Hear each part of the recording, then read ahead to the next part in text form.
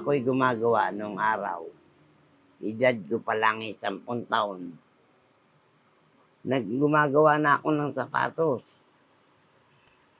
Pero nararanasan ko na lahat ng hirap. Ang alam ko kasi, ito lang ang makakabuhay sa pamilya ko. Sapagkat ito lang ang nalalaman kong trabaho. Wala nang iba. Kasi kung daw papasok ako sa pabrika, hindi naman ako marunong sumulat. Hindi naman ako marunong bumasa. Iniisip ko kasi na wala namang gutom to eh. At lahat ng tao nangangailangan ng sapatos.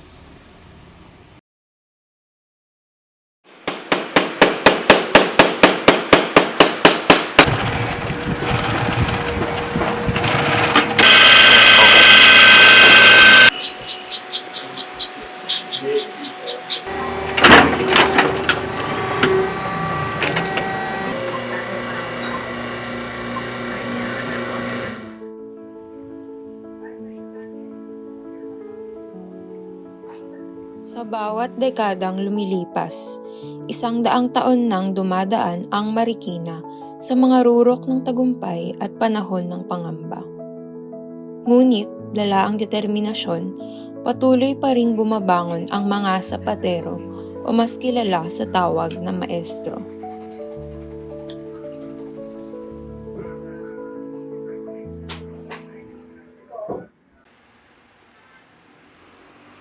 Lahat kami rito, man-made. Hindi katulad ng iba na pagbaba ng areglo, entrada, casting machine, napakabilis. Magkano presyo nun? Milyon. Hindi namin kaya. Nakita mo namang gagawa ko. O kahit sa ibang gawaan ka pumunta, nakakita ka ba ng bata? Wala. Lahat yan, puro 60, 50, 60. Sino kasunod namin?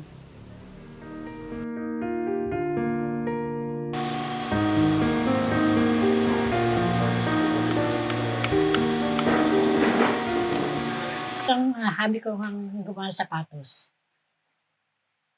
Passion ko talaga gumawa ng sapatos. Nagsimula ako nung 16 years old pa. I'm 74. Ang tatay ko, sapatero. Gumagawa rin ng sapatos. Nung araw, bawat bahay mayroong gawa ng sapatos. Nung mura pa mga materialis. Ngayon, natalo na ng China. Kaya yung iba na wala na. Neto lang naman kasi na pumasok yung China eh, kaya naghina yung Marikina eh. Kasi natatalo nga kami kasi mas mura yung China. Pero hindi naman ganun katibay. Sa amin kasi more on leather, from upper to outsole. Sa China, more on synthetic yan eh. Tapos yung swelas, gawa pa nga sa rubber.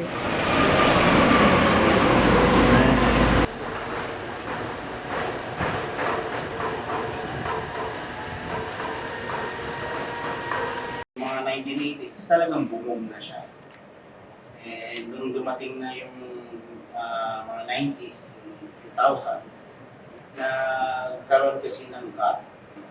Ina-introduce natin na pwedeng pumasok na sa galing sa ibang bansa na zero tariff. Wala pong binabayaran tax. Kami, nagbabayad kami ng tax. Diba? Parang unfair. Isang sapatero at isang mag-aaral, diba? Namin ko. So, doon nag-start sila. So, hanggang natutunan nila yung paggawa, hanggang sa nagtayo sila ng sarili ng paggawa. May mga BS Bio. Pero siguro dahil sa tradition na nga dito sa Marikina ng paggawa ng sapatos, na natutunan ko na rin siyang mahalin. Dito kami pinalaki, dito kami binuhay ng mga magulang namin sa sapatos.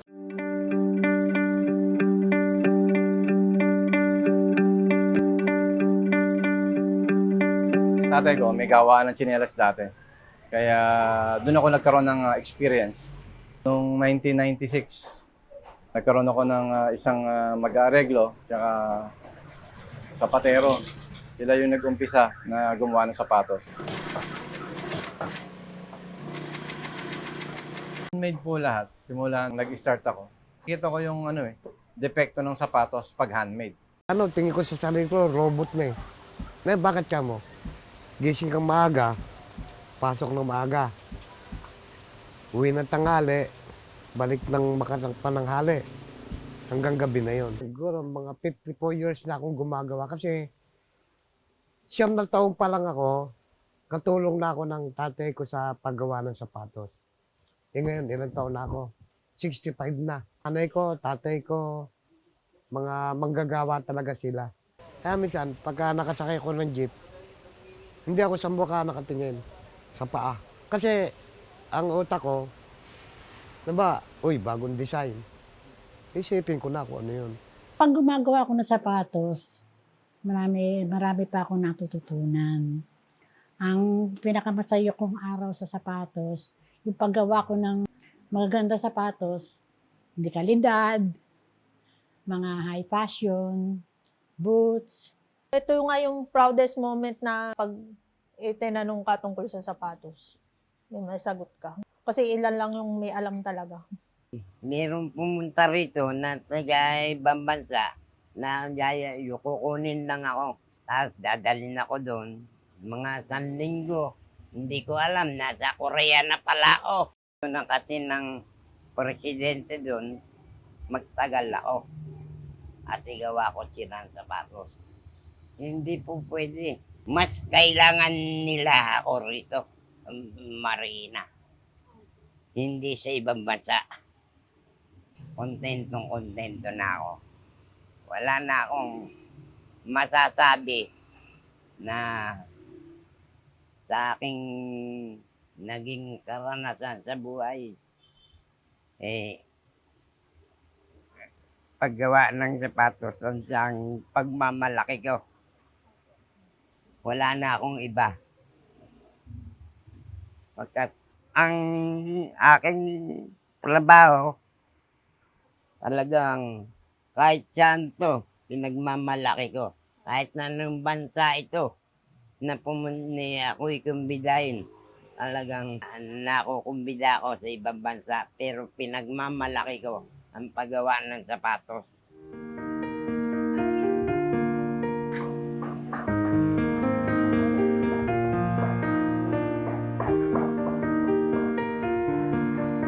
Una, cutting. Tapos pagkatapos ng cutting, mamarkingan siya. So, makikita yung mga butas-butas. Doon yung mamark niya yung lahat. Pagkatapos ng skiving.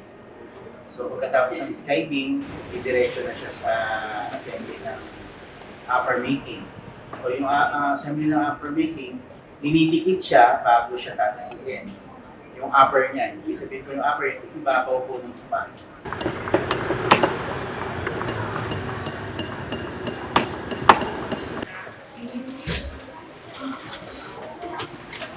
So pagka na-assemble na po ng buo, pupunta na po tayo sa assembly. Sa assembly naman, ang gagawin po ng assembly, ilalapat po siya. Nakikita niyo po lahat ng sapatos. Iba-iba po siyang shape. Kaya iba-iba rin po yung kanilang o yung shoe lang.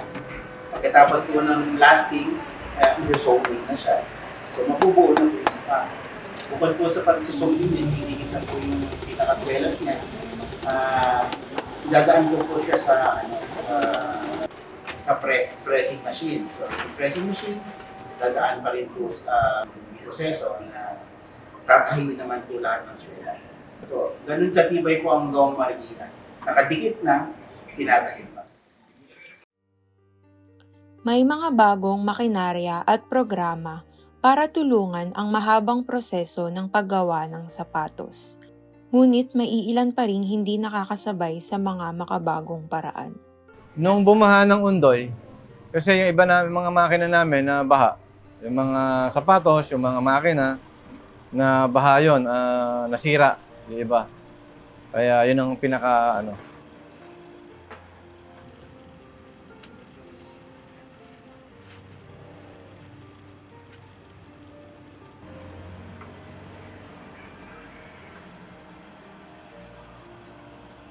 At pangalawa, yung sa pandemya na natigil yung mga gawaan. Doon sa mga online lang kami nabuhay. Sa mga benta sa mga online, kaya unti-unti naka-survive kami. Paano kami makakaipon? Upa pa lang namin, 50 plus na, 50,000 plus. Renta pa lang yun, nasa 3 pwesto. Plus ilaw, tubig. Sa monthly rent pa lang at saka sa tubig kuryente, kulang-kulang 100 na. Oh. Sweldo pa ng tao, monthly, weekly, kulang-kulang siguro mga 80,000 o 100,000 a week. A week yun, ha? Kaya hindi kami makaipon. Hindi kami nadili ng sweldo. Kasi sa loob ng 30 taong kong paggawa, naranasan ko magagawa. Mag-aantay ka ng gabi. Nung araw kasi, ganun eh. Hanggat hindi nakaka-deliver, walang sweldo. Sa amin, hindi.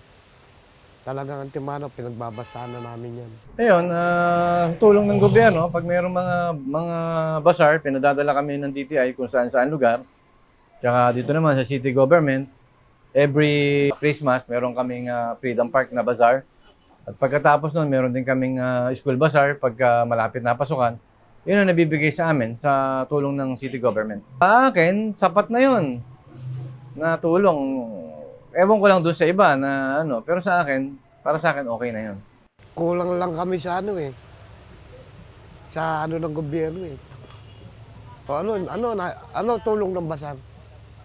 Babayaran mo yun. Hindi libre yun. O ano tulong yun?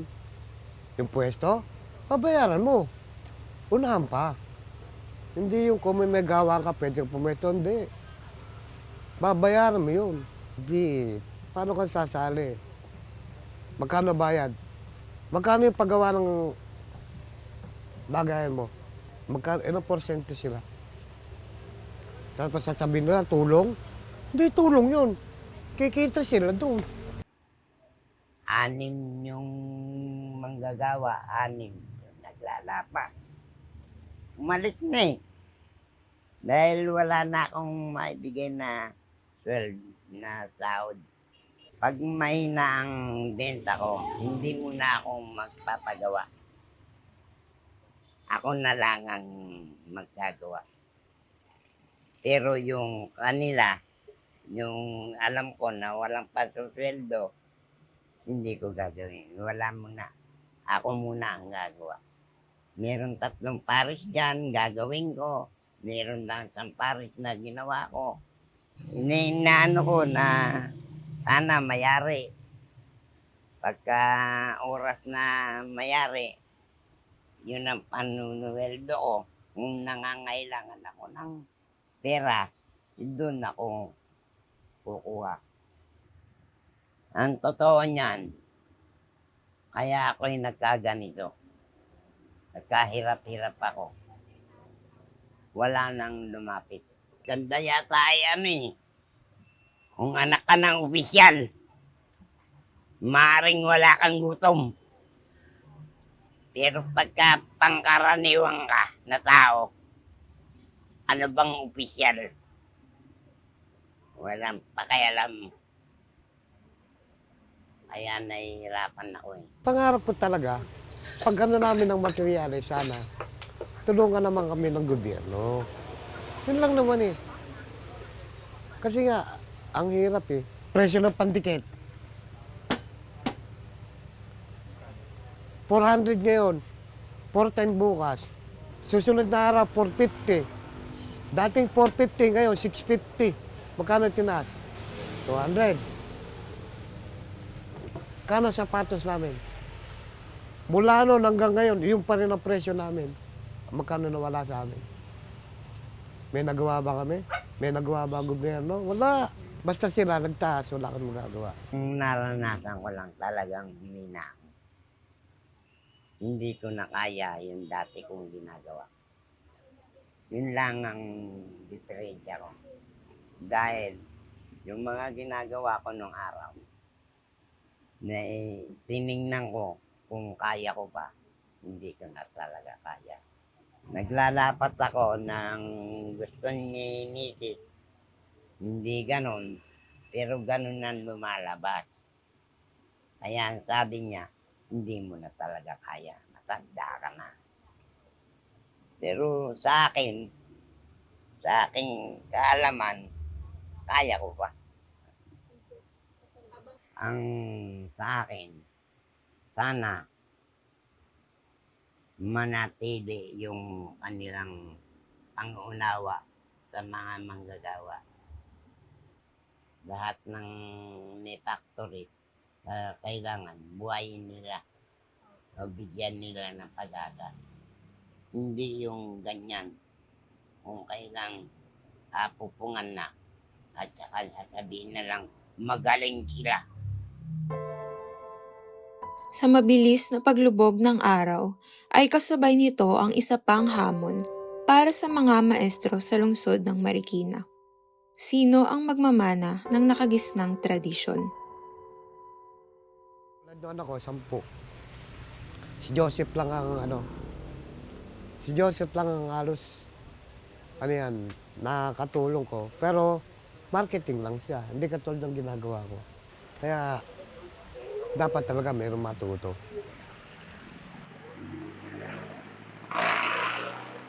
Una, nagkaroon nga ng problema, di ba? Nagkaroon ng pandemya. Yung iba, ayaw na maggumawa. Yung iba naman, matatanda na. Yun ang kulang sa amin ng ngayon. Sa mga, dito sa Marikina, mga manggagawa, manpower ang tawag doon. Ang tingin kasi ang talagang sitwasyon namin before, sunset industry siya. Kasi from 3,000 na pagawaan dito sa sapatos, hanggang umabot siya ng 150 na. Ang hindrance kasi nakikita ko una ang paggawa kasi ng sapatos hindi simple. Ang paggawa ng sapatos is labor intense kasi ito eh.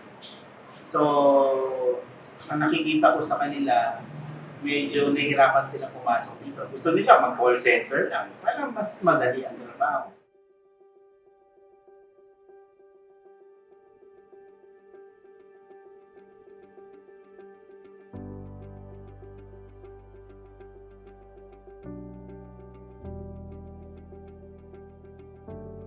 Pag sinabing Marikina, shoe capital of the Philippines. So dapat hindi mawala yon. Yun na kasi yung nakagisnan. Hindi lang dito sa Marikina, kundi sa buong Pilipinas. Kaya di dapat mawala yun. Kasi ang kabataan ngayon parang wala eh. Wala silang sa sapatos eh. Dapat talaga magkaroon ng training. Ang bawat barangay dito sa Marikina, mapagtuunan yung mga tambay na mga kabataan, maturuan para matuto silang gumawa ng sapatos at pagdating ng araw, magiging hanap buhay din nila yon. At ang presidente ko ng Philippine Footwear, ngayon, kasalukuyan, kaya dapat lang na yun ang inaano namin. Kakaroon kami ng mga training sa mga bawat mga tao na gustong mag-aral. Yung paggawa ng bag, paggawa ng belt, paggawa ng sapatos. Ngayon, naayos pa namin. Baka next year, mag-uumpisa na kami. Ay sana, marami pang maengganyo na gumawa ng sapatos. Eh, sino pa magtutuloy kung wala? Sana rin, maraming libreng magturo gumawa ng sapatos. Merong nag-ano dito, nag-workshop, tinuturoan namin yun. Hanggang sa matutunan nilang sa pagtahi, sa paglapat, sa paggawa ng sapatos, yun.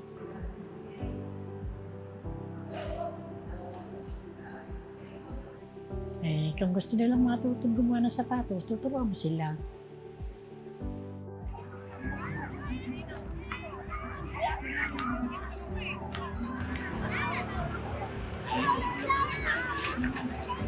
Hindi lang po ito culture eh. Isa heritage na paggawa ng sapatos. Kultura at tradition na po ito. So kung mawawala yan, hindi na po makikilala ang Marikina.